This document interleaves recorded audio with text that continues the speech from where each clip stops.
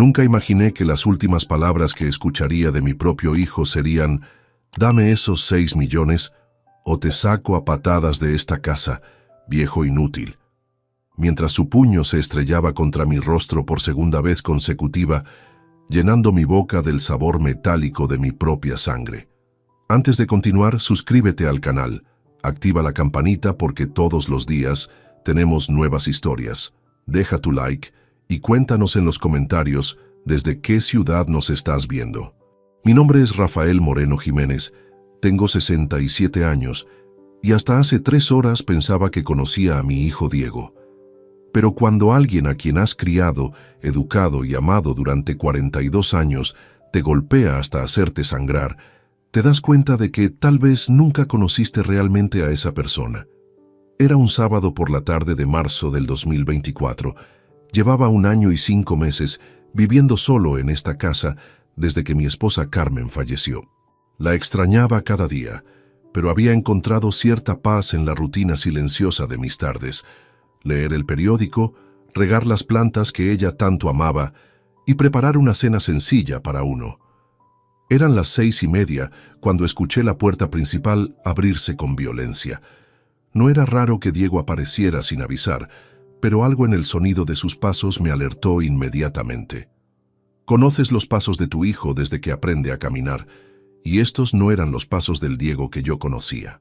«¡Papá!», gritó desde la entrada, pero había algo diferente en su voz, una aspereza que me hizo levantar la vista del periódico con preocupación.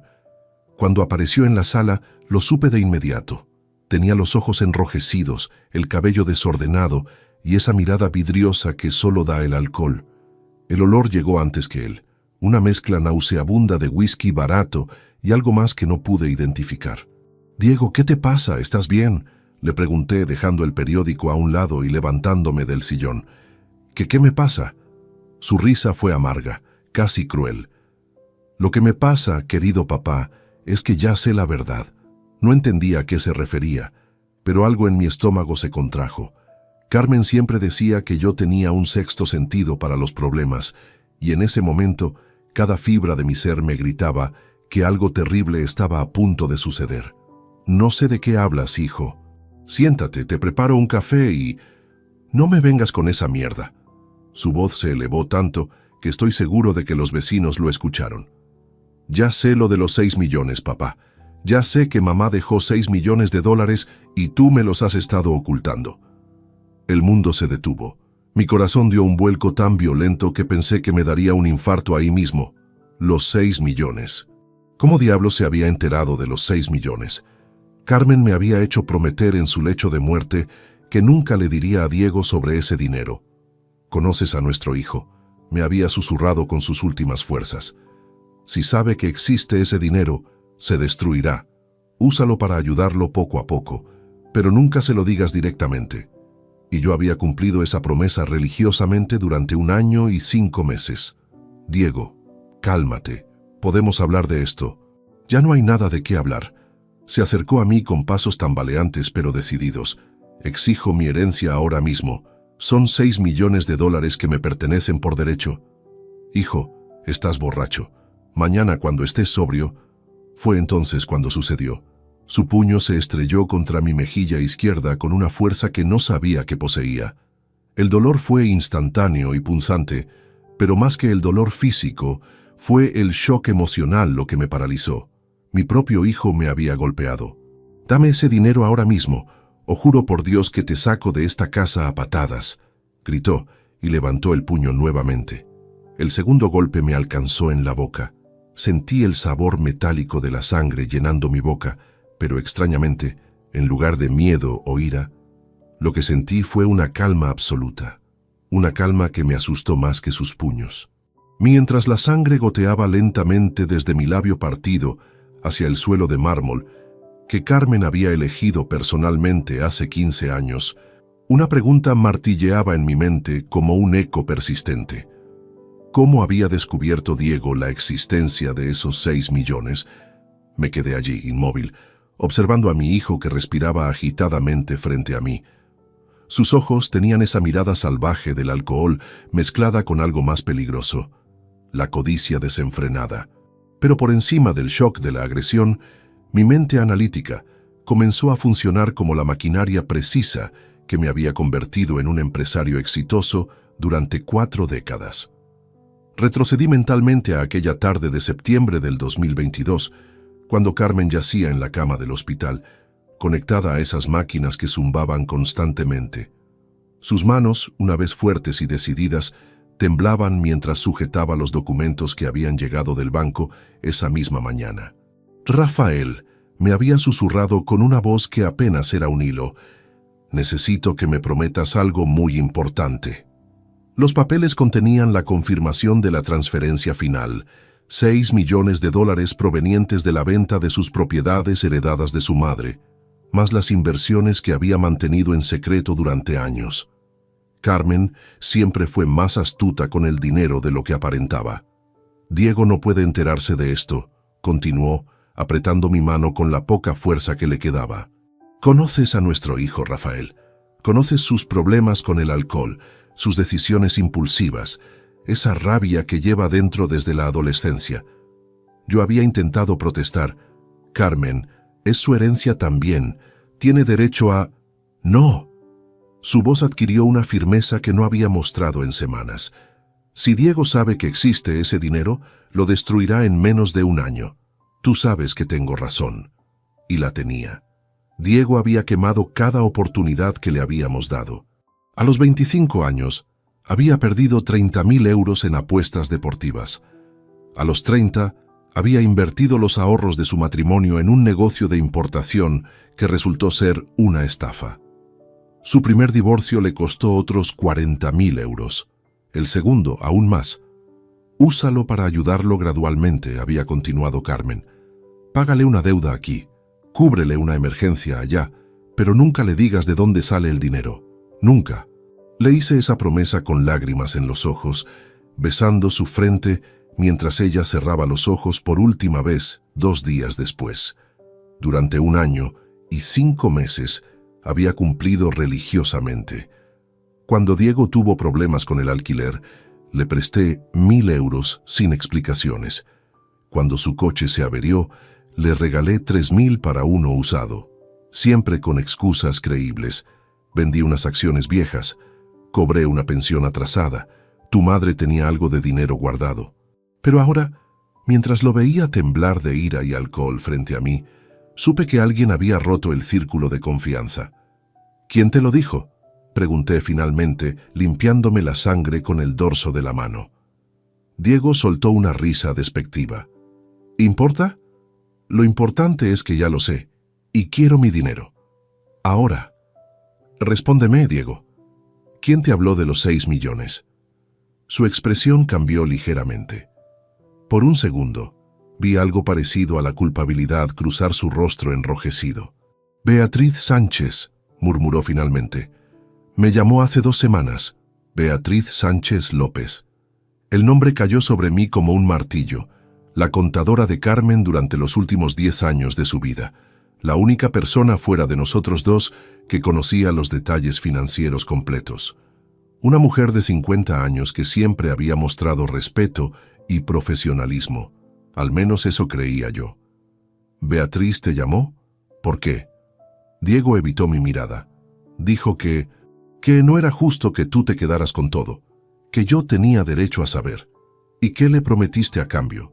El silencio que siguió me dio la respuesta. Diego le había prometido dinero a Beatriz por la información. Mi propio hijo había comprado la traición de la confianza que Carmen había depositado en esa mujer. 10.000 euros, admitió finalmente. Le prometí 10.000 cuando cobrara la herencia. Sentí náuseas, no por el dinero, sino por comprender el nivel de degradación moral al que había llegado la situación. Beatriz había vendido un secreto sagrado por dinero, y Diego había estado dispuesto a pagarlo sin considerar las razones por las que su madre había querido mantenerlo oculto. «Tu madre te conocía mejor de lo que tú te conoces a ti mismo», le dije con una voz que sonó más calmada de lo que me sentía. «No me vengas con sermones, quiero mi dinero ahora». Levantó el puño nuevamente, pero esta vez algo había cambiado en mí. La calma inicial se había transformado en una claridad cristalina. Por primera vez en 1 año y 5 meses, entendí completamente por qué Carmen me había hecho esa promesa. No era solo por el dinero, era por esto. Este momento exacto en que mi hijo estaba dispuesto a golpear a su padre de 67 años por una herencia que ni siquiera le pertenecía legalmente aún. Carmen había visto esto venir desde mucho antes de su muerte. «Párate ahí», le dije con una firmeza que no sabía que poseía, mientras retrocedía lentamente hacia el pasillo. «No te acerques más». Diego bajó el puño, pero sus ojos seguían ardiendo con esa mezcla tóxica de alcohol y avaricia. «No voy a parar hasta que me des lo que es mío, viejo». «Necesito limpiarme», respondí, señalando la sangre que continuaba goteando desde mi labio. «Dame 5 minutos». «5 minutos», gruñó desplomándose en el sofá donde Carmen solía leer sus novelas románticas. «Pero ni se te ocurra llamar a nadie o intentar algo estúpido». Caminé hacia el baño con pasos medidos, controlando cada músculo de mi cuerpo para no mostrar la urgencia que sentía. Una vez dentro, cerré la puerta con seguro y me dirigí al espejo. La imagen que me devolvía la reflexión era la de un hombre que había envejecido 10 años en 10 minutos. La mejilla izquierda comenzaba a hincharse y el labio partido le daba a mi rostro una apariencia grotesca que jamás había imaginado. Pero más allá de las heridas físicas, lo que realmente me impactó fue la claridad mental que había alcanzado. Es extraño cómo los momentos más traumáticos pueden generar la lucidez más absoluta. Abrí el grifo para disimular cualquier sonido y saqué mi teléfono móvil del bolsillo. Mis dedos, sorprendentemente estables, marcaron el 091. Mientras esperaba la conexión, observé nuevamente mi reflejo y tomé una decisión que cambiaría todo para siempre. «Policía Nacional, ¿cuál es su emergencia?» «Buenas tardes», susurré, manteniendo la voz tan baja que apenas era audible. «Mi nombre es Rafael Moreno Jiménez. Necesito reportar una agresión doméstica en curso». «¿Se encuentra usted en peligro inmediato, señor?» «Sí. Mi hijo está ebrio y me ha agredido físicamente. Tengo lesiones visibles y temo que pueda repetir la agresión». «¿Dónde se encuentra ubicado?» «Calle Esperanza, número 43, tercero izquierda. El agresor sigue en la vivienda». «Manténgase en un lugar seguro. Enviamos una patrulla inmediatamente. ¿Puede permanecer en línea?» «No puedo hablar más. Él está en la sala esperando. Por favor, dense prisa». Colgué y guardé el teléfono, sintiéndome extrañamente tranquilo. Había cruzado una línea que jamás pensé que cruzaría. Había denunciado a mi propio hijo a la policía. Pero mientras me limpiaba cuidadosamente la sangre con una toalla húmeda, supe que era la decisión correcta. Carmen me había enseñado durante 40 años de matrimonio que el amor verdadero a veces requiere decisiones dolorosas.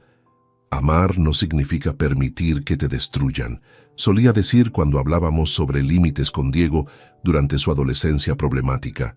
Ahora entendía completamente lo que había querido decir. Me quedé en el baño exactamente 4 minutos más, respirando profundamente y preparándome mentalmente para lo que vendría. Cuando salí, Diego seguía en el sofá, pero ahora tenía la cabeza entre las manos. «¿Ya terminaste con tu teatro?», murmuró sin levantar la vista. «Diego», comencé manteniéndome a una distancia prudencial, «creo que deberías irte a casa y dormir la borrachera. Mañana podemos hablar cuando estés sobrio». «No me voy a ningún lado». Se levantó bruscamente, tambaleándose ligeramente. «No hasta que me digas dónde está ese dinero». «El dinero no está aquí», respondí con honestidad. «Está en cuentas bancarias que requieren procedimientos legales para...» «Mentira». Su voz se quebró en una nota aguda y desesperada. «Tú tienes acceso a todo. Eres el único beneficiario». Era cierto. Carmen había estructurado todo para que yo fuera el único, con acceso inmediato a los fondos, precisamente para evitar situaciones como esta. Pero no había manera de explicárselo a Diego en su estado actual, sin provocar otra explosión de violencia. Fue entonces cuando escuché el sonido que había estado esperando, el distintivo rugido de los motores de las motocicletas policiales acercándose por la calle. Diego, absorto en su ira, no se había dado cuenta aún. «Escúchame bien», le dije aprovechando estos últimos segundos. «Tu madre te amaba más de lo que jamás comprenderás, pero también te conocía mejor que nadie. Si hubiera querido que tuvieras acceso inmediato a ese dinero, lo habría organizado así. ¡Cállate!, se dirigió hacia mí con el puño alzado nuevamente. Pero antes de que pudiera alcanzarme, el timbre de la puerta sonó con insistencia, seguido de golpes autoritarios. «Policía, abran la puerta». Diego se detuvo en seco, su rostro pasando del rojo de la ira al blanco del pánico en cuestión de segundos. Me miró con una expresión de incredulidad absoluta. «¿Llamaste a la policía?» Su voz era apenas un susurro tembloroso. «Abre la puerta, Diego», respondí calmadamente. «No puedo creer que llamaras a la policía. Soy tu hijo». Precisamente por eso la llamé. Los golpes en la puerta se intensificaron. «Policía Nacional, abran inmediatamente o forzaremos la entrada». Diego me miró una última vez y por un instante vi al niño asustado que solía correr a mis brazos cuando tenía pesadillas. Pero ese niño había desaparecido hace mucho tiempo, reemplazado por este hombre de 42 años que había golpeado a su padre por dinero. Caminé hacia la puerta con paso firme, sabiendo que estaba a punto de cambiar nuestras vidas para siempre. Cuando abrí la puerta, me encontré con 2 agentes de la Policía Nacional. El más alto, un hombre de unos 40 años con expresión seria, llevaba una placa que identificaba como Cabo Martínez.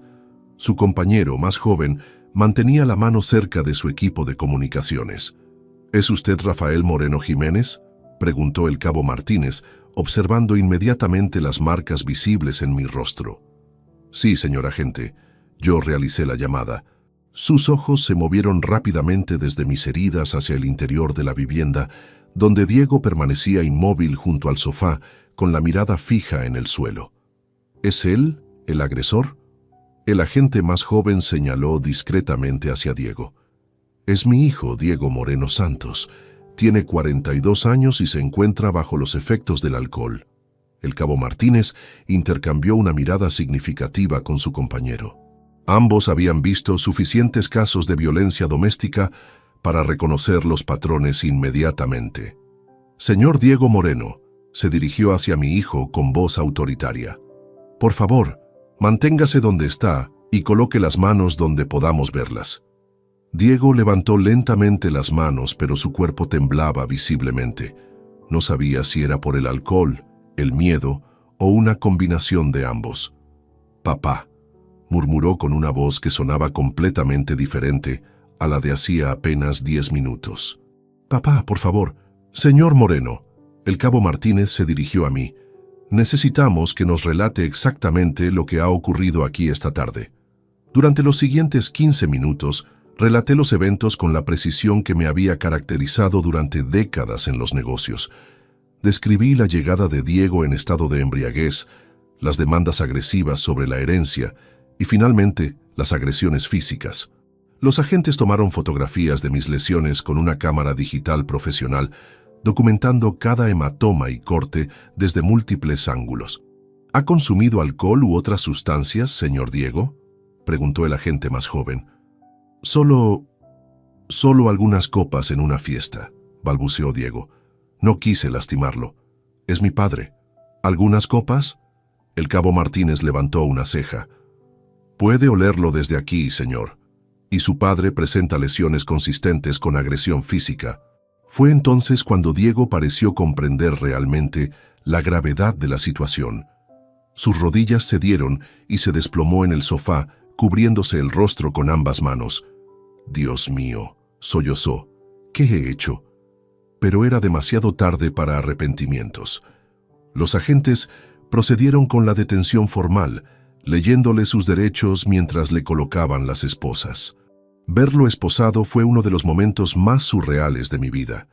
El bebé que había sostenido en mis brazos, el niño al que había enseñado a montar bicicleta, el joven al que había ayudado con su primera empresa, ahora era conducido fuera de mi casa como un criminal común. «Señor Moreno», me dijo el Cabo Martínez antes de partir, «su hijo quedará detenido en los calabozos durante las próximas horas. Mañana por la mañana será trasladado ante el juez de guardia para la audiencia de medidas cautelares. Le recomendamos encarecidamente que consulte con un abogado». Después de que se marcharon, la casa quedó sumida en un silencio sepulcral. Me senté en el mismo sofá donde Diego había estado hace apenas una hora, y por primera vez desde que comenzó toda esta pesadilla, permití que las emociones me invadieran completamente. Lloré.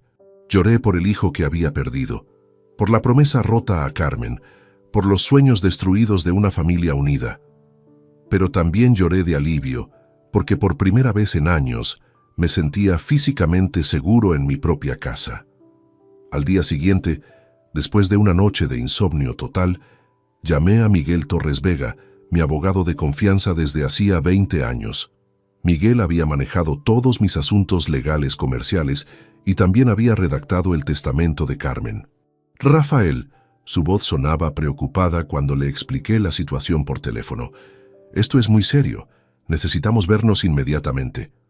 Nos encontramos en su despacho a las 10 de la mañana. Miguel, un hombre meticuloso de 55 años con cabello gris perfectamente peinado, examinó cuidadosamente las fotografías que había tomado la policía de mis lesiones.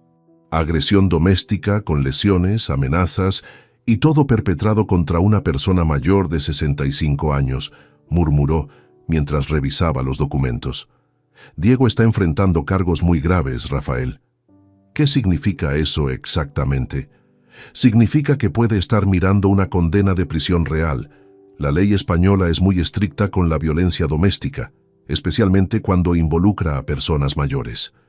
Miguel me explicó que Diego sería presentado ante el juez esa misma tarde. El juez decidiría si quedaba en libertad con medidas cautelares o si permanecería en prisión preventiva hasta el juicio. Dado el estado de ebriedad, las lesiones causadas y el hecho de que vives solo, es muy probable que el juez ordene prisión preventiva, continuó Miguel. ¿Estás preparado para esa posibilidad? La pregunta me golpeó como un puñetazo. ¿Estaba preparado para ver a mi hijo en prisión? Pero entonces recordé las palabras de Carmen. El amor verdadero a veces requiere decisiones dolorosas. Sí, respondí firmemente. Estoy preparado. Esa tarde, Miguel me acompañó a los juzgados. No pude ver a Diego directamente, pero mi abogado me informó que el juez había decidido mantenerlo en prisión preventiva durante 15 días, tiempo suficiente para preparar el caso y evaluar su estado mental. Cuando salimos del juzgado, Miguel me puso una mano en el hombro. Rafael, sé que esto es increíblemente difícil, pero has hecho lo correcto. Nadie, ni siquiera la familia, tiene derecho a agredirte en tu propia casa. Conduje de vuelta a casa en completo silencio, pero por primera vez desde la muerte de Carmen, sentí que estaba tomando decisiones que ella habría aprobado completamente. Esa noche, mientras curaba mis heridas frente al espejo del baño, me di cuenta de que había comenzado un proceso irreversible. Diego estaría en prisión durante al menos 2 semanas, y yo tenía ese tiempo para decidir exactamente cómo quería proceder con el resto de mi vida. Una cosa estaba clara, las cosas nunca volverían a ser como antes entre nosotros. 3 meses después, el día del juicio finalmente llegó. Era un martes gris de junio del 2024, y mientras me ajustaba la corbata frente al espejo, pude ver que las marcas físicas de la agresión habían desaparecido completamente. Sin embargo, las cicatrices emocionales permanecían tan profundas como el primer día. Miguel Torres había preparado el caso meticulosamente. Durante esas semanas de prisión preventiva, habíamos recopilado un expediente completo, que incluía no solo las fotografías de mis lesiones, sino también informes médicos detallados, testimonios de vecinos que habían escuchado los gritos y un historial exhaustivo de los problemas de alcoholismo de Diego. «Recuerda, Rafael», me dijo Miguel mientras caminábamos hacia los juzgados, «el fiscal está buscando una condena ejemplar. Los casos de violencia doméstica contra personas mayores son prioridad máxima para el sistema judicial español».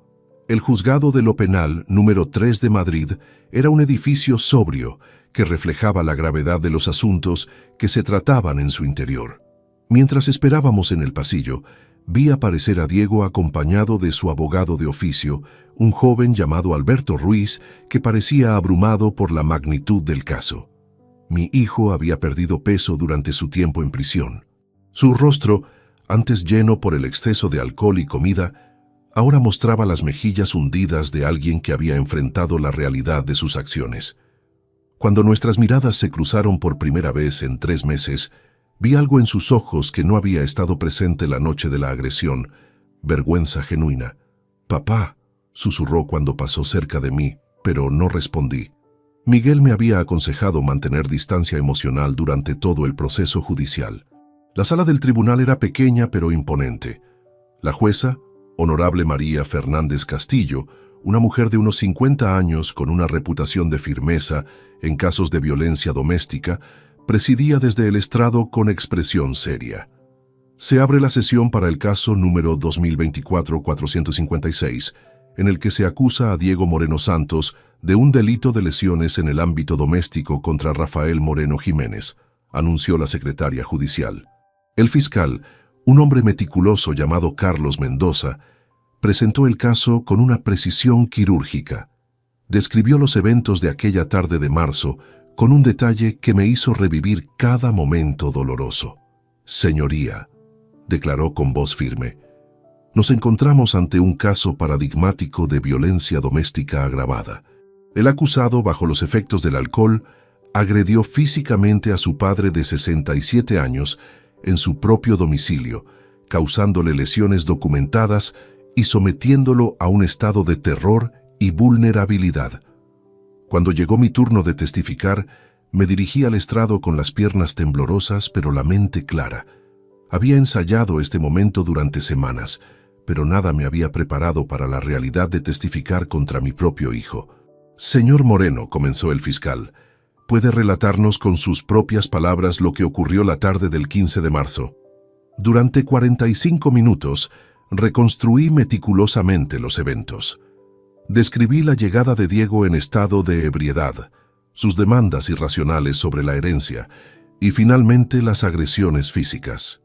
Mi voz se mantuvo firme hasta el momento en que tuve que describir el impacto del segundo puñetazo. Cuando su puño impactó contra mi boca, continué, no solo sentí dolor físico, sentí que algo fundamental se había roto para siempre entre nosotros. En ese momento comprendí que el hijo que había criado y amado durante 42 años ya no existía. Vi lágrimas rodando por las mejillas de Diego desde el banquillo de los acusados, pero mantuve mi compostura. El abogado defensor, Alberto Ruiz, intentó una estrategia de mitigación basada en el alcoholismo y los problemas emocionales de Diego tras la muerte de su madre. Sin embargo, sus argumentos sonaban débiles frente a la evidencia abrumadora. «Señoría», alegó Alberto, «mi cliente reconoce completamente sus actos y expresa un arrepentimiento profundo. El alcoholismo es una enfermedad que nubló su juicio y la pérdida reciente de su madre había creado un estado emocional vulnerable. Pero cuando Diego subió al estrado para testificar en su propia defensa, sus palabras tuvieron el efecto contrario al deseado. Yo no quería lastimar a mi padre», comenzó con voz quebrada. «Pero cuando me enteré de los 6 millones, sentí que me habían traicionado. Sentí que toda mi vida había sido una mentira». La jueza Fernández lo interrumpió bruscamente. «¿Está usted sugiriendo que la existencia de una herencia justifica la agresión física contra su padre?» «No, señoría». ¿Pero qué, señor Moreno?» Diego guardó silencio durante varios segundos que parecieron eternos. «No tengo excusa, señoría. Lo que hice fue imperdonable». Después de 2 horas de deliberación, la jueza regresó con su veredicto. La sala estaba tan silenciosa que podía escucharse el tic-tac del reloj de pared. Tras analizar todas las pruebas presentadas, comenzó la jueza Fernández, este tribunal encuentra al acusado Diego Moreno Santos culpable del delito de lesiones en el ámbito doméstico con las agravantes de parentesco y vulnerabilidad de la víctima. Hizo una pausa significativa antes de continuar.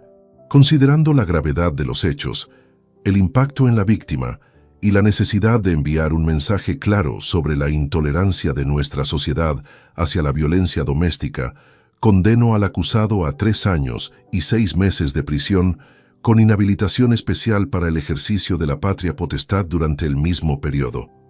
El sonido del martillo al golpear resonó en la sala como un eco final. Diego, se desplomó en su silla, completamente devastado por la realidad de su situación. Mientras abandonaba el juzgado, Miguel me puso una mano reconfortante en el hombro. «Ha terminado, Rafael. Ahora puedes comenzar a reconstruir tu vida».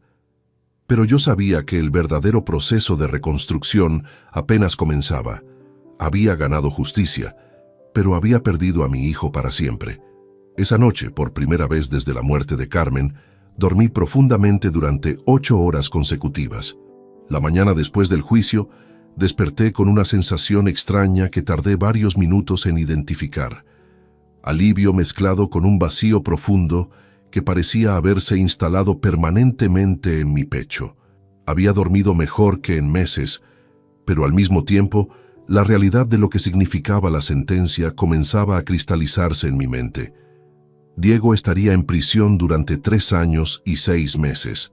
Mi hijo, el bebé que había cargado en mis brazos cuando apenas pesaba 3 kilos, ahora era el interno número 407-8829 del centro penitenciario de Alcalá Meco. Me serví el café matutino en la cocina donde Carmen solía prepararme el desayuno durante 4 décadas y tomé la decisión más difícil de mi vida. Saqué una hoja de papel de carta del escritorio de roble que había pertenecido a mi padre y comencé a escribir una carta que sabía que cambiaría todo para siempre. «Diego», escribí con mi mejor caligrafía. Después de reflexionar profundamente sobre los eventos recientes y sus consecuencias, he llegado a una conclusión dolorosa, pero inevitable. Las palabras fluían con una claridad que me sorprendía. Durante semanas, había luchado contra esta decisión, pero ahora parecía la única opción coherente con mi dignidad y mi bienestar mental. Lo que ocurrió aquella tarde no fue solo una agresión física, continué. Fue la manifestación final de una dinámica tóxica que ha estado creciendo durante años. Tu madre lo vio venir mucho antes que yo, y ahora entiendo por qué tomó las precauciones que tomó. Me detuve para beber un sorbo de café, observando a través de la ventana el jardín que Carmen había cuidado con tanto amor. Las rosas que había plantado el año antes de morir estaban floreciendo espléndidamente, como si hubieran decidido honrar su memoria con una explosión de color y vida. «He decidido que no te visitaré en prisión», escribí, sintiendo como cada palabra me costaba un pedazo del alma. «No recibiré tus llamadas, no responderé tus cartas, y no mantendré ningún tipo de contacto contigo durante tu condena». La pluma temblaba ligeramente en mi mano, pero continué. «Esta decisión no nace del odio, sino del amor propio que me enseñó tu madre. Carmen me dijo una vez que amar no significa permitir que te destruyan, y ahora entiendo completamente lo que quiso decir». Firmé la carta simplemente como Rafael, no como papá. Ese título se había perdido para siempre la tarde en que su puño impactó contra mi rostro. Esa misma tarde, llamé a Miguel Torres para informarle de mi decisión. «¿Estás completamente seguro de esto, Rafael?», me preguntó con su tono profesional pero comprensivo. «Es una decisión irreversible». «Completamente seguro, Miguel. También quiero que redactes un nuevo testamento. ¿Quieres modificar las disposiciones sobre Diego?». «Quiero eliminarlo completamente. Toda mi herencia, incluyendo los 6 millones de Carmen, irá a organizaciones benéficas dedicadas a la ayuda de personas mayores víctimas de violencia doméstica». El silencio al otro lado de la línea duró varios segundos. «Rafael, eso es una decisión muy radical. ¿No crees que deberías tomarte más tiempo para...?» «Miguel», lo interrumpí firmemente, «he tenido 3 meses para pensar en esto. Mi decisión es definitiva». Durante los días siguientes, me dediqué a la tarea meticulosa de eliminar toda presencia de Diego de mi vida cotidiana.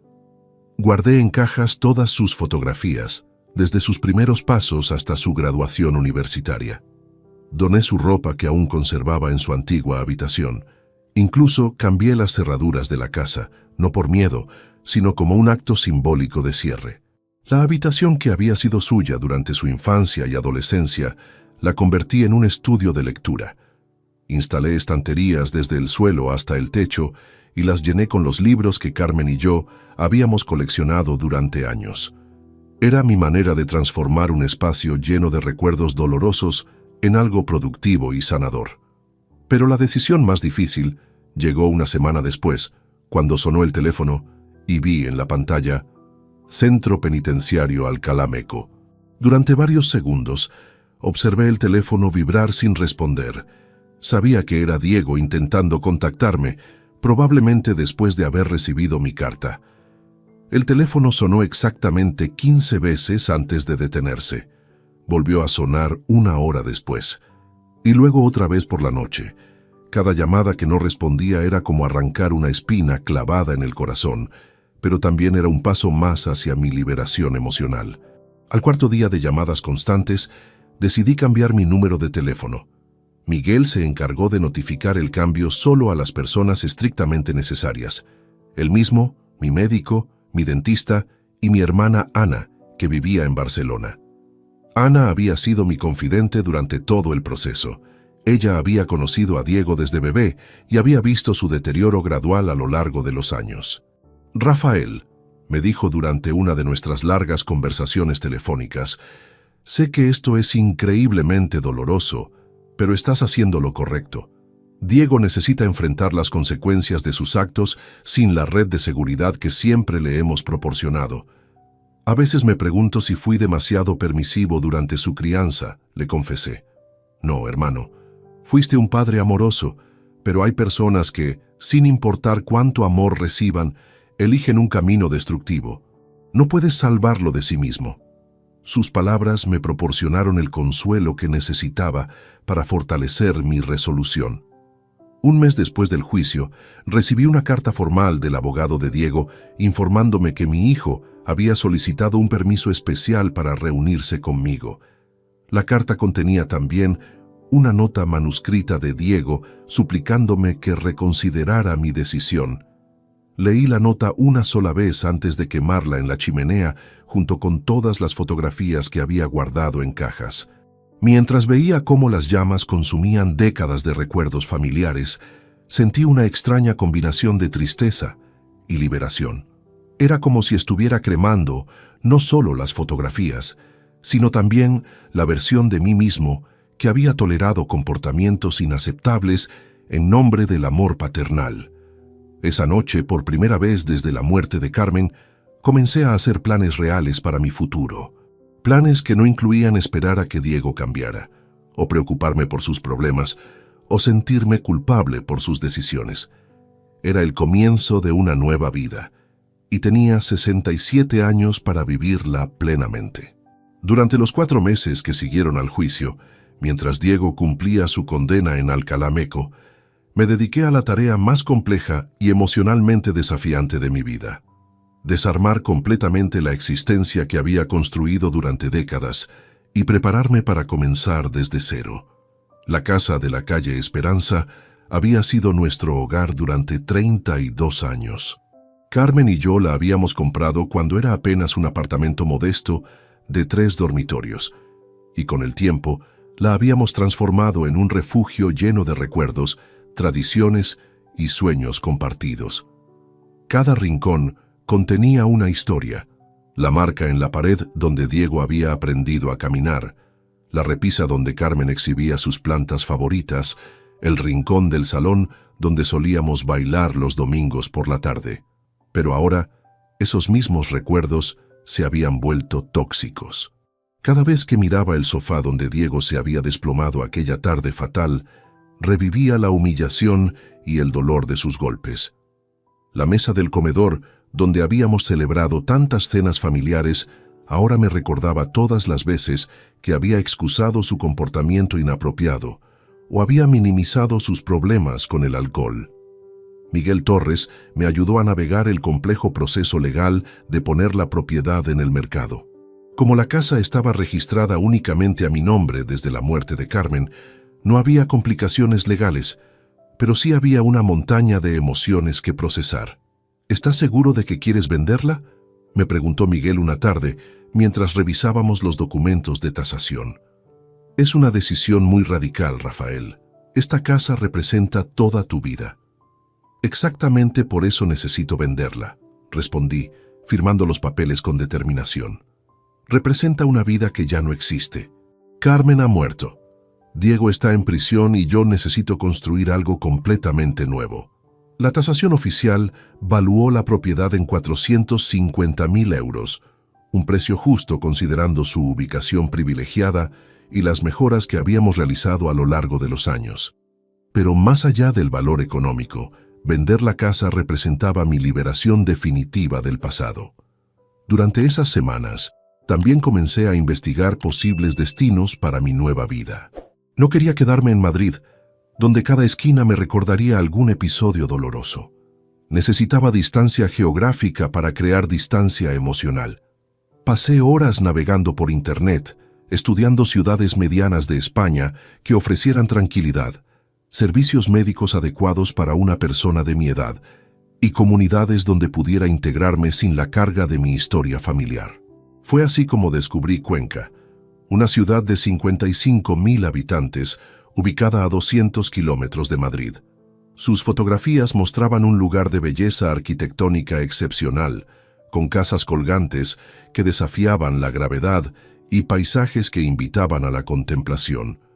Pero lo que realmente me atrajo fue leer sobre su comunidad de jubilados activos, con centros culturales, grupos de ajedrez y una calidad de vida que prometía serenidad. Planifiqué una visita de reconocimiento para un jueves de septiembre. Tomé el tren temprano en la mañana, llevando solo una pequeña mochila con lo esencial y un cuaderno donde anotar mis impresiones. El viaje en tren fue revelador en sí mismo. Mientras Madrid desaparecía por la ventanilla, sentí como si estuviera dejando atrás no solo una ciudad, sino toda una etapa de mi vida caracterizada por el dolor y la desilusión. El paisaje castellano se extendía ante mí con sus campos dorados y pueblos pintorescos, prometiendo nuevos horizontes. Cuenca me enamoró desde el primer momento. La ciudad vieja, declarada Patrimonio de la Humanidad, tenía una majestuosidad serena que contrastaba perfectamente con el caos emocional de los últimos meses. Caminé durante horas por sus calles empedradas, visitando la catedral gótica, admirando las famosas casas colgantes y descubriendo rincones de paz que parecían diseñados específicamente para la reflexión y la sanación.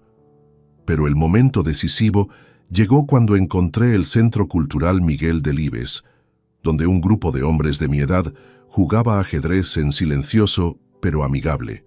Me acerqué discretamente y observé durante varios minutos las partidas que se desarrollaban en las mesas de mármol del patio interior. ¿Le interesa el ajedrez?, me preguntó un hombre de cabello blanco y sonrisa amable, notando mi observación atenta. Mucho, respondí, aunque hace años que no juego regularmente. Aquí jugamos todos los jueves y domingos, me informó, extendiéndome la mano. Me llamo Javier Ruiz Medina, soy el coordinador del grupo. Javier tenía 65 años, había sido profesor de historia en el instituto local y se había jubilado 2 años antes. Su conversación era inteligente y relajada, sin la tensión constante que había caracterizado mis interacciones familiares durante años. ¿Es usted de Cuenca?, me preguntó mientras observábamos una partida especialmente reñida. No, soy de Madrid, estoy considerando mudarme aquí. Excelente decisión, sonrió. Cuenca tiene esa capacidad mágica de curar heridas que otras ciudades no pueden sanar. Sus palabras resonaron en mí con una profundidad que no esperaba. Sin conocer mi historia, Javier había identificado exactamente lo que yo estaba buscando. Sanación. Regresé a Madrid esa misma noche con una decisión tomada. Cuenca sería mi nuevo hogar. Durante las semanas siguientes, aceleré todos los procesos. La casa se vendió más rápido de lo esperado a una joven pareja que la vio como el hogar perfecto para criar a sus hijos. Ironías de la vida. El lugar que había albergado tanto dolor familiar se convertiría en el refugio de nuevos sueños. Con el dinero de la venta, más los 6 millones de la herencia de Carmen, mi situación económica era más que sólida. Podía permitirme comprar una casa excelente en Cuenca y vivir cómodamente durante el resto de mis días sin preocupaciones financieras. Encontré la propiedad perfecta a través de una inmobiliaria local. Una casa de 2 plantas con jardín privado, ubicada en una zona residencial tranquila pero bien conectada con el centro histórico. Tenía 3 dormitorios, una biblioteca con chimenea y una terraza con vistas panorámicas a la ciudad medieval. La compra se completó en tiempo récord. Miguel Torres se encargó de todos los aspectos legales, asegurándose de que la transición fuera perfecta. «Es un nuevo comienzo muy valiente», me dijo mientras firmábamos los últimos documentos. «Carmen estaría orgullosa de verte tomar control de tu vida de esta manera». Tenía razón. Por primera vez desde su muerte, sentí que estaba tomando decisiones que honraban su memoria y sus enseñanzas sobre la dignidad personal. El día de la mudanza estaba programado para el primer jueves de octubre. Había contratado una empresa profesional que se encargaría de trasladar solo los muebles y objetos que había decidido conservar, principalmente libros, algunas piezas de arte que Carmen había coleccionado y los electrodomésticos básicos. Todo lo demás lo doné o vendí, creando espacio físico y emocional para la nueva vida que estaba a punto de comenzar. El primer jueves de octubre del 2024 amaneció con un cielo despejado que interpreté como una señal favorable para mi nuevo comienzo. Los empleados de Mudanzas Castilla llegaron puntualmente a las 8 de la mañana y durante las siguientes 4 horas se encargaron de cargar cuidadosamente las pertenencias que había seleccionado para mi nueva vida en Cuenca. Ver cómo desaparecían los últimos vestigios de mi existencia madrileña fue sorprendentemente liberador. La casa vacía de la calle Esperanza ya no me pertenecía emocionalmente. Era simplemente un espacio que había albergado mi pasado, pero que no formaría parte de mi futuro. El viaje hacia Cuenca en mi Audi A6 plateado fue meditativo. Había elegido deliberadamente tomar las carreteras secundarias en lugar de la autopista, prolongando el trayecto para tener tiempo de procesar mentalmente la magnitud del cambio que estaba experimentando. Mientras conducía entre campos de girasoles marchitos y pequeños pueblos dormidos bajo el sol otoñal, sentí una extraña mezcla de nostalgia y expectativa. Mi nueva casa en la calle Pintor Olaya, número 17, era aún más hermosa de lo que recordaba. La fachada de piedra caliza típica de la región brillaba bajo la luz dorada de la tarde y el pequeño jardín frontal mostraba rosales que comenzaban a adquirir los colores cobrizos del otoño. La empresa de mudanzas había llegado antes que yo y ya estaba descargando mis pertenencias bajo la supervisión de Esperanza Morales, la agente inmobiliaria que había gestionado la compra. Una mujer eficiente de 50 años que me recibió con una sonrisa profesional pero genuina. «Señor Moreno, bienvenido a su nuevo hogar», me dijo entregándome las llaves. «He revisado todos los sistemas esta mañana. Todo funciona perfectamente. Calefacción, agua caliente, sistema eléctrico. También he dejado algunos datos básicos sobre servicios locales en la mesa de la cocina». Entrar en la casa fue como cruzar un portal hacia una dimensión diferente de mi existencia. Los espacios amplios y luminosos contrastaban dramáticamente con la atmósfera cargada que había caracterizado mis últimos meses en Madrid. El salón principal, con sus vigas de madera vista y la chimenea de piedra natural, irradiaba una calidez acogedora que inmediatamente me hizo sentir en paz. La biblioteca del segundo piso se convertiría en mi santuario personal. Las estanterías empotradas que llegaban hasta el techo ofrecían espacio suficiente para todos mis libros, y la ventana orientada al este prometía mañanas llenas de luz natural para la lectura. Desde allí podía contemplar una vista panorámica de la ciudad medieval que se extendía como un tapiz de tejados rojos y torres de piedra. Pero fue en la cocina donde experimenté el primer momento verdaderamente emotivo. Al abrir una de las cajas, encontré el juego de tazas de porcelana que Carmen había heredado de su abuela. Durante un momento, el dolor familiar amenazó con invadirme, pero luego recordé las palabras de mi esposa. Los objetos conservan la belleza de los recuerdos, no su dolor.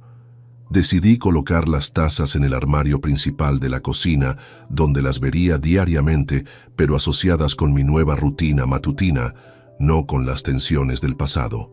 Los empleados de mudanzas terminaron su trabajo al atardecer, dejando todas mis pertenencias distribuidas según las instrucciones que había proporcionado. Cuando finalmente se marcharon, me encontré solo en mi nueva casa por primera vez. El silencio era diferente al de Madrid. No había tráfico constante, sirenas policiales o los sonidos urbanos que habían formado la banda sonora de mi vida durante décadas. En su lugar escuchaba el viento susurrando entre los árboles del jardín, el canto ocasional de algún pájaro y el repique distante de las campanas de la catedral marcando las horas. Preparé mi primera cena en la nueva cocina, una tortilla española sencilla acompañada de una ensalada. Comí en la terraza del segundo piso, observando cómo las luces de la ciudad se encendían gradualmente mientras el sol desaparecía detrás de las montañas circundantes. Esa noche, mientras deshacía las cajas con mis efectos personales, encontré una fotografía que había olvidado empacar. Carmen y yo durante nuestro viaje de bodas a Santander en 1982. Éramos tan jóvenes entonces, llenos de sueños y planes que parecían invencibles. Observé la imagen durante varios minutos, pero sorprendentemente no sentí la tristeza abrumadora que había experimentado en Madrid. En su lugar, sentí gratitud. Gratitud por los años buenos que habíamos compartido, por el amor que habíamos construido juntos y por las lecciones que me había enseñado sobre la dignidad y el respeto personal. Coloqué la fotografía en la mesilla de noche de mi nueva habitación, no como un altar al pasado, sino como un recordatorio de la capacidad humana para el amor verdadero. Mi primera noche en Cuenca dormí profundamente durante 9 horas consecutivas. Desperté sintiéndome más descansado de lo que había estado en meses, como si mi cuerpo finalmente hubiera encontrado un lugar donde podía relajarse completamente. El viernes por la mañana, después de un desayuno tranquilo en la terraza, comencé la tarea de explorar mi nuevo vecindario. La calle Pintor Olaya estaba poblada principalmente por familias de clase media y jubilados como yo. Los vecinos que encontré durante mi paseo matutino me saludaron cortésmente, con esa amabilidad reservada pero genuina característica de las ciudades pequeñas. Descubrí que a 5 minutos caminando había una pequeña plaza con bancos de piedra donde varios hombres mayores se reunían por las mañanas a leer el periódico y comentar las noticias. A 10 minutos estaba el supermercado principal, y a 15 minutos, caminando, llegaba al centro histórico donde se ubicaba el Centro Cultural Miguel Delibes. Todo estaba perfectamente diseñado para una vida tranquila y organizada, exactamente lo que necesitaba para sanar las heridas emocionales de los últimos años. Durante esa primera semana, establecí rutinas básicas que me proporcionaran estructura y propósito. Desayuno a las 8, paseo matutino por el vecindario, compras en el mercado local, almuerzo sencillo, siesta breve, lectura en la biblioteca, cena temprana y relajación en la terraza antes de dormir. Era una vida simple pero plena, libre de las complicaciones tóxicas que habían caracterizado mis últimos años en Madrid. El jueves de mi segunda semana en Cuenca, finalmente me animé a visitar el Centro Cultural Miguel Delibes durante la tarde de ajedrez. El jueves de mi segunda semana en Cuenca, reuní el valor necesario para caminar hasta el Centro Cultural Miguel Delibes. Había pasado 10 días estableciendo rutinas domésticas y explorando la ciudad, pero había evitado deliberadamente las interacciones sociales profundas. Después de meses de aislamiento emocional, la perspectiva de conocer gente nueva me generaba una mezcla de ansiedad y expectativa. El centro cultural se ubicaba en un edificio restaurado del siglo XVIII, con patios internos de mármol blanco y arcadas que creaban una atmósfera de serenidad académica. Cuando llegué a las 4:30 de la tarde, ya había 8 hombres distribuidos en 4 mesas de ajedrez, concentrados en sus partidas, con la seriedad ritual que caracteriza a los verdaderos aficionados al juego. Javier Ruiz Medina me reconoció inmediatamente desde la mesa central, donde sostenía una partida particularmente compleja contra un hombre moreno de bigote canoso. «Don Rafael», exclamó con genuina alegría, levantándose para estrechar mi mano. «¡Qué sorpresa tan agradable! ¿Ya se ha instalado definitivamente en nuestra ciudad?» «Sí, desde hace 2 semanas. Vivo ahora en la calle Pintor Olaya». «Excelente zona», asintió aprobadoramente. Tranquila pero bien comunicada. ¿Y qué tal la adaptación? Mejor de lo que esperaba, respondí honestamente. Cuenca tiene algo especial que invita a la calma. Javier me presentó al resto del grupo con el entusiasmo natural de alguien acostumbrado a integrar nuevos miembros. Conocí a Antonio Serrano, un exingeniero de 68 años, a Fernando López, antiguo médico del Hospital Provincial, a Ramón Jiménez, que había dirigido una farmacia durante 30 años, y a varios otros caballeros cuyos nombres aprendería progresivamente. ¿Juega usted regularmente?, me preguntó Antonio mientras observaba mi estilo analítico para evaluar las posiciones en las mesas ajenas. Jugaba bastante hace años, expliqué, pero lo había abandonado durante mucho tiempo. El ajedrez es como montar en bicicleta, intervino Fernando con una sonrisa sabia. Nunca se olvida realmente, solo necesita un poco de práctica para recuperar el ritmo. Javier terminó su partida con una victoria elegante ejecutada mediante un sacrificio de dama que forzó un mate en 4 movimientos. Se acercó a mí con expresión expectante. ¿Le apetece una partida amistosa? Prometo ser benevolente con la oxidación. Acepté el desafío con una mezcla de nerviosismo y emoción que no había sentido en años. Nos sentamos frente al tablero mientras los demás suspendían momentáneamente sus propias partidas para observar cómo se desenvolvía el recién llegado. Los primeros movimientos fluyeron instintivamente. Abrí con el peón de rey. Javier respondió simétricamente, y gradualmente desarrollamos nuestras piezas siguiendo principios clásicos. Pero conforme la partida progresaba, descubrí que mi mente estratégica, aletargada por meses de trauma emocional, comenzaba a desperezarse como un músculo que recupera su flexibilidad. Interesante enfoque, murmuró Javier cuando ejecuté una maniobra de alfiles que le creó presión simultánea en 2 flancos. No había visto esa variante en mucho tiempo.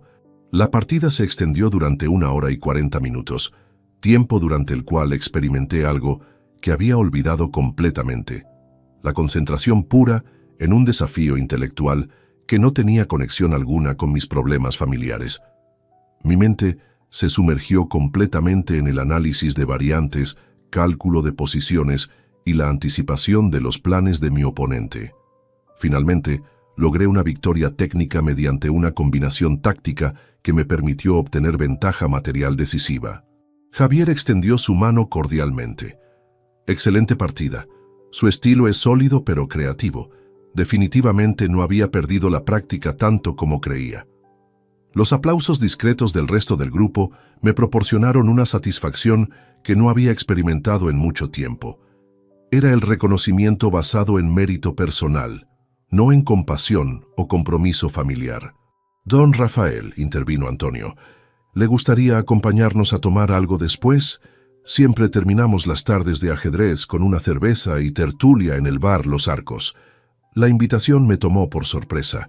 Había evitado las situaciones sociales durante tanto tiempo que la perspectiva de una conversación relajada con desconocidos me parecía simultáneamente atractiva y aterrorizante. Me encantaría, respondí finalmente. El bar Los Arcos era un establecimiento tradicional ubicado a 2 cuadras del centro cultural, con decoración de madera oscura y fotografías históricas de Cuenca que creaban una atmósfera acogedora. Nos sentamos en una mesa redonda donde la conversación fluyó naturalmente entre temas diversos: política local, acontecimientos culturales, anécdotas personales y, por supuesto, análisis retrospectivos de las partidas de ajedrez. ¿A qué se dedicaba usted en Madrid?, me preguntó Fernando mientras degustaba su cerveza. Tuve una empresa de consultoría logística durante 30 años, expliqué. La vendí cuando mi esposa se enfermó. ¿Enviudó recientemente? La pregunta de Ramón fue formulada con delicadeza. Hace 1 año y 5 meses. Comprendo perfectamente, asintió Fernando. Yo perdí a mi Elena hace 3 años. La transición a la vida de soltero después de décadas de matrimonio es complicada. Sus palabras resonaron profundamente conmigo. Estos hombres habían experimentado pérdidas similares y habían encontrado maneras de reconstruir sus vidas sin amargura ni autocompasión. ¿Por qué eligió Cuenca específicamente?, preguntó Antonio. Necesitaba un cambio completo, respondí con honestidad parcial. Madrid tenía demasiados recuerdos. Cuenca tiene esa capacidad sanadora, reflexionó Javier. La combinación de belleza arquitectónica, ritmo de vida pausado y comunidad acogedora crea condiciones ideales para la renovación personal. Durante las 2 horas siguientes, experimenté algo que había olvidado por completo. Conversación inteligente y relajada con personas que no conocían mi historia traumática, que no me juzgaban por decisiones pasadas y que me aceptaban simplemente por quien era en el presente. Cuando nos despedimos cerca de las 8 de la noche, Javier me extendió una invitación que cambiaría fundamentalmente mi experiencia en Cuenca. Don Rafael, además de nuestras reuniones regulares de jueves y domingos, algunos de nosotros nos reunimos informalmente los martes por la mañana para caminar por el casco histórico. Es una manera excelente de mantenerse en forma mientras se aprende más sobre la historia local. ¿Le interesaría acompañarnos? Me parece una idea estupenda, acepté sin dudarlo. Caminé de regreso a casa sintiéndome más liviano de lo que había estado en meses. Por primera vez desde la agresión de Diego, había pasado varias horas sin pensar obsesivamente en el trauma familiar. Había reído, había disfrutado de competencia intelectual sana y había comenzado a forjar conexiones humanas basadas en intereses compartidos en lugar de obligaciones sanguíneas. Esa noche, mientras preparaba la cena en mi cocina nueva, reflexioné sobre la diferencia fundamental entre las relaciones que había dejado atrás en Madrid y las que estaba comenzando a construir en Cuenca. En Madrid, mis interacciones estaban cargadas de historia, expectativas, decepciones y la constante tensión de manejar la disfuncionalidad de Diego. En Cuenca, podía ser simplemente Rafael, un hombre de 67 años interesado en ajedrez, historia y conversaciones inteligentes. Era liberador de una manera que no había anticipado completamente. Los meses siguientes en Cuenca transcurrieron con una fluidez que contrastaba dramáticamente con el caos emocional de mi último año en Madrid. Había desarrollado rutinas que me proporcionaban estructura sin rigidez, propósito sin obsesión y compañía sin complicaciones tóxicas. Los martes por la mañana me había convertido en un participante regular de las caminatas históricas que organizaba Javier. Nuestro grupo, compuesto por 6 hombres de edades similares, recorría diferentes rutas por el casco antiguo, mientras Fernando, con su vasta cultura general, nos relataba anécdotas sobre la arquitectura medieval, las leyendas locales y los personajes históricos que habían habitado estas calles centenarias. Sabían que las famosas casas colgantes fueron construidas originalmente como residencia de la nobleza menor en el siglo XV. Nos explicaba Fernando mientras contemplábamos las estructuras que desafiaban la gravedad sobre el precipicio del río Huécar. Los propietarios querían demostrar que podían permitirse vivir literalmente al borde del abismo. Sus historias transformaban cada paseo en una lección de historia viviente que mantenía mi mente activa y curiosa.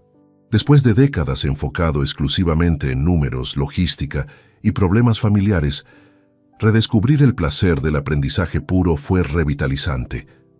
Los jueves y domingos, las tardes de ajedrez se habían convertido en el punto culminante de mi semana. Mi nivel de juego había mejorado considerablemente y ya podía mantener partidas competitivas contra todos los miembros del grupo. Pero más importante que la competencia era la camaradería que se había desarrollado. Don Rafael, me comentó Antonio después de una partida particularmente reñida que había ganado por ventaja mínima. Su estilo ha evolucionado mucho estos meses. Al principio jugaba muy defensivamente, como si temiera arriesgarse. Ahora ataca con confianza cuando la posición lo justifica. Su observación me hizo reflexionar sobre cómo mi aproximación al ajedrez reflejaba mi estado emocional general. Durante los primeros meses después del trauma, había jugado conservadoramente, protegiendo mis piezas, evitando complicaciones, buscando seguridad por encima de la victoria. Gradualmente, conforme recuperaba confianza en mi capacidad de manejar situaciones complejas, mi juego se había vuelto más agresivo y creativo. Era una metáfora perfecta de mi proceso de sanación personal. Las tardes en el bar Los Arcos se habían convertido en sesiones terapéuticas informales donde compartíamos experiencias de vida, reflexiones sobre el envejecimiento y perspectivas sobre cómo encontrar significado en esta etapa de nuestras existencias. Yo pensaba que la jubilación sería aburrida, confesó Ramón durante una de nuestras tertulias, pero estos años han sido los más satisfactorios de mi vida adulta. Finalmente, tengo tiempo para hacer las cosas que realmente disfruto, no las que estoy obligado a hacer. Sus palabras resonaron profundamente conmigo. Por primera vez en décadas, mis días estaban estructurados alrededor de mis propios intereses y necesidades, no de las crisis constantes y demandas emocionales de Diego. Pero el cambio más significativo ocurrió un domingo de febrero, cuando Javier me hizo una propuesta inesperada después de nuestra partida semanal. Don Rafael, hemos estado discutiendo la posibilidad de organizar un torneo de ajedrez para recaudar fondos para el Centro de Día de Personas Mayores. ¿Le interesaría ayudarnos con la organización? Su experiencia empresarial sería invaluable. La propuesta me emocionó de una manera que no había anticipado. Durante meses, había estado reconstruyendo mi vida personal, pero la oportunidad de contribuir activamente a la comunidad que me había acogido representaba un paso crucial hacia la integración completa. Me encantaría participar, respondí inmediatamente. ¿Qué tienen en mente exactamente? Durante las siguientes semanas, me sumergí en la planificación del torneo con una energía que no había sentido desde mis días como empresario activo. Utilicé mis habilidades organizativas para coordinar los aspectos logísticos: reserva de espacios, inscripciones, sistema de eliminatorias, premios y promoción del evento. Trabajar en equipo con mis nuevos amigos para lograr un objetivo común me proporcionó una sensación de propósito que había echado de menos profundamente. Era maravilloso aplicar mis talentos profesionales para algo completamente desinteresado, motivado únicamente por el deseo de contribuir al bienestar colectivo. El torneo se celebró durante un fin de semana de abril, con la participación de 42 jugadores de diferentes edades provenientes de toda la provincia de Cuenca. El evento fue un éxito rotundo, recaudando 3.200 euros para el centro de día y estableciendo las bases para convertirlo en una actividad anual. Don Rafael, me dijo la directora del centro de día durante la ceremonia de clausura, su trabajo organizativo ha sido excepcional. Estaría interesado en unirse formalmente a nuestro consejo asesor. Acepté la invitación sin dudar. Por primera vez desde la muerte de Carmen, me sentía verdaderamente útil y valorado por mis contribuciones positivas, no por mi capacidad de resolver problemas ajenos o tolerar comportamientos destructivos. Durante estos meses, había establecido también una rutina de contacto regular con mi hermana Ana en Barcelona. Nuestras conversaciones telefónicas semanales me mantenían conectado con mi familia de origen sin las complicaciones tóxicas que había caracterizado mi relación con Diego. Rafael, me dijo Ana durante una de nuestras charlas, tu voz suena completamente diferente. Hay una tranquilidad que no había escuchado en años. Me siento diferente, admití. Por primera vez desde la muerte de Carmen, estoy construyendo algo positivo en lugar de simplemente sobrevivir. ¿Y Diego? ¿Has sabido algo de él? No, y no quiero saber. Miguel me informa ocasionalmente sobre aspectos legales cuando es necesario, pero he mantenido mi decisión de no tener contacto directo. ¿Te resulta difícil? Reflexioné cuidadosamente antes de responder. Los primeros meses fueron muy duros, pero ahora, honestamente, Ana, siento alivio.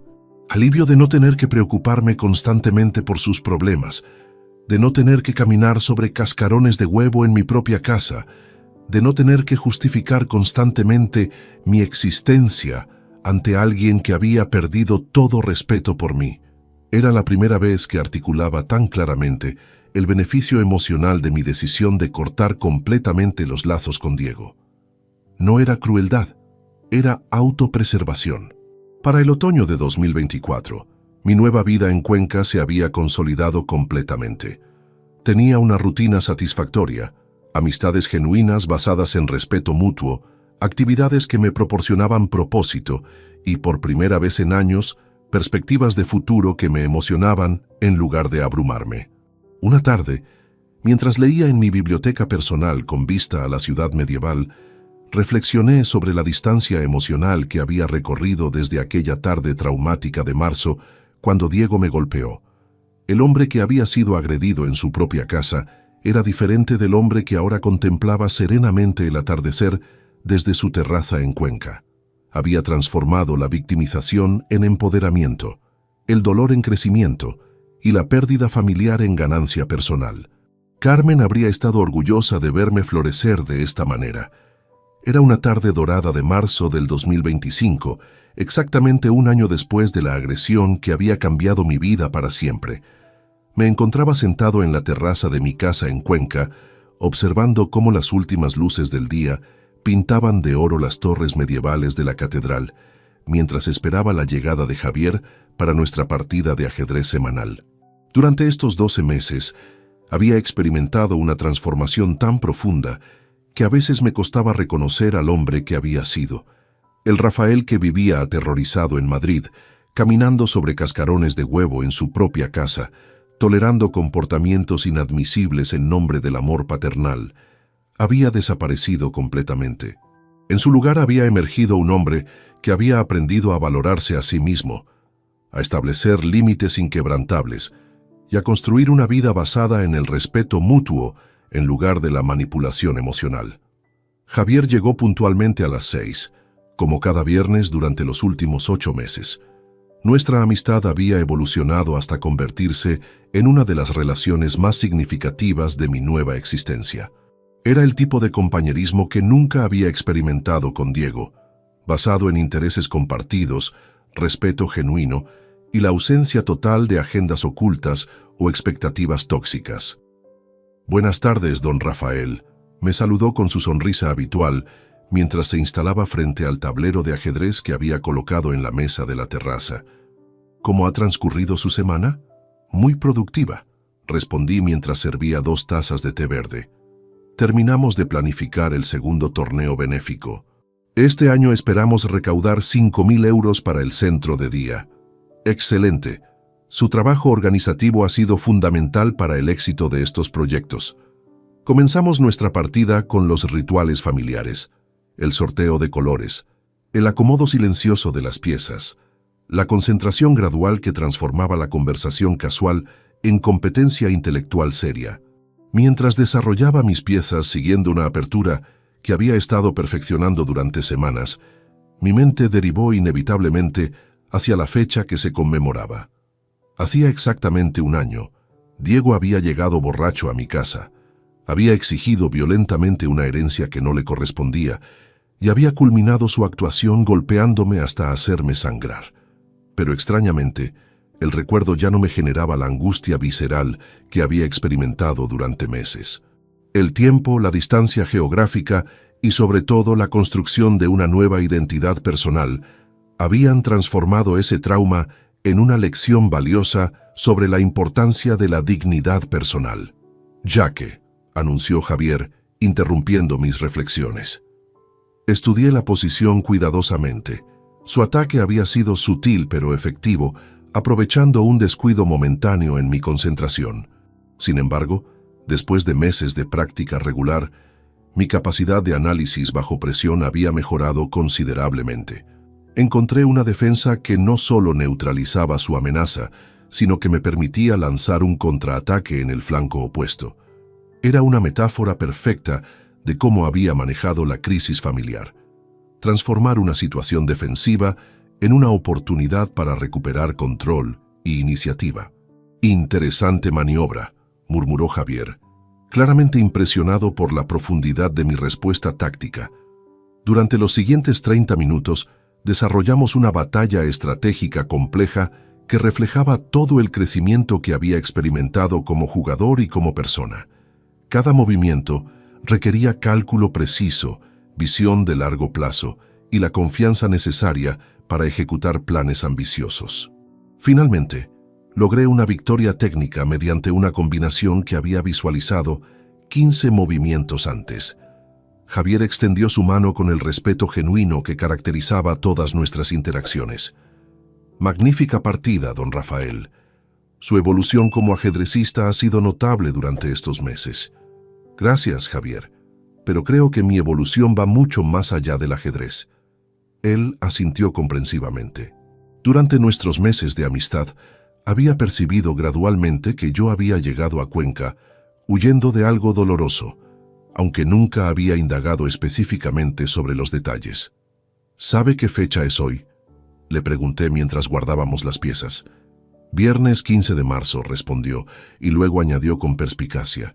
¿Una fecha significativa para usted? Hace exactamente un año tomé la decisión más difícil y más liberadora de mi vida, expliqué. Decidí que merecía ser tratado con respeto, incluso por mi propia familia. Javier escuchó con atención mientras le relataba una versión resumida pero honesta de los eventos que me habían llevado a Cuenca. Su expresión reflejaba comprensión sin juicio, apoyo sin condescendencia. No puedo imaginar lo doloroso que debe haber sido tomar esas decisiones, comentó finalmente. Pero observándolo durante estos meses, puedo decir que eligió correctamente. Ha construido una vida admirable aquí. Sus palabras me proporcionaron una validación que no sabía que necesitaba. Durante meses había cuestionado ocasionalmente si había sido demasiado severo, demasiado inflexible, demasiado definitivo en mis decisiones. Pero la perspectiva de alguien que me conocía únicamente en mi nueva encarnación confirmaba que había elegido el camino correcto. Javier, le dije mientras observábamos el atardecer que teñía de naranja las montañas circundantes. Quiero agradecerle por la amistad que me ha brindado, no solo a usted, sino a todo el grupo. Ustedes me demostraron que es posible construir relaciones basadas en el respeto mutuo, no en la obligación o la manipulación. Las mejores amistades son las que elegimos libremente, respondió sabiamente, no las que heredamos por accidente genético. Después de que Javier se marchó, permanecí en la terraza hasta que las estrellas comenzaron a aparecer en el cielo despejado de Cuenca. Era una noche perfecta para reflexionar sobre el camino recorrido y los horizontes que se abrían ante mí. Pensé en Carmen, y por primera vez en meses el recuerdo no estuvo acompañado de dolor, sino de gratitud. Ella me había enseñado que el amor verdadero incluye el respeto personal, que amar no significa permitir destrucción y que a veces las decisiones más difíciles son también las más necesarias. Pensé en Diego, cumpliendo su condena en Alcalameco, y descubrí que ya no sentía ni ira ni tristeza, sino una extraña forma de paz. Había hecho todo lo posible por ser un buen padre, pero no podía controlar las decisiones destructivas de otra persona, ni siquiera cuando esa persona había salido de mis propias entrañas. Pensé en el futuro, y por primera vez en años, me emocioné con las posibilidades que se extendían ante mí. Tenía 68 años, excelente salud, recursos económicos suficientes, amistades genuinas y una claridad mental que me permitía distinguir entre relaciones nutritivas y tóxicas. Había aprendido que el amor propio no es egoísmo, sino supervivencia, que establecer límites no es crueldad, sino sabiduría, que alejarse de la toxicidad familiar no es abandono, sino liberación. Al entrar en casa esa noche, miré mi reflejo en el espejo del recibidor y sonreí. El hombre que me observaba tenía arrugas nuevas alrededor de los ojos, pero también tenía una serenidad que había estado ausente durante años. Era exactamente quien necesitaba ser, Rafael Moreno Jiménez, no el padre de Diego, no el viudo de Carmen, sino simplemente un hombre que había aprendido a valorarse lo suficiente como para exigir respeto. Y eso, finalmente, me había dado la paz que tanto había buscado. Si te gustó esta historia, dale like al video, suscríbete al canal y comparte tus impresiones en los comentarios. Para escuchar la próxima historia, haz clic en la caja de la izquierda. Gracias por vernos.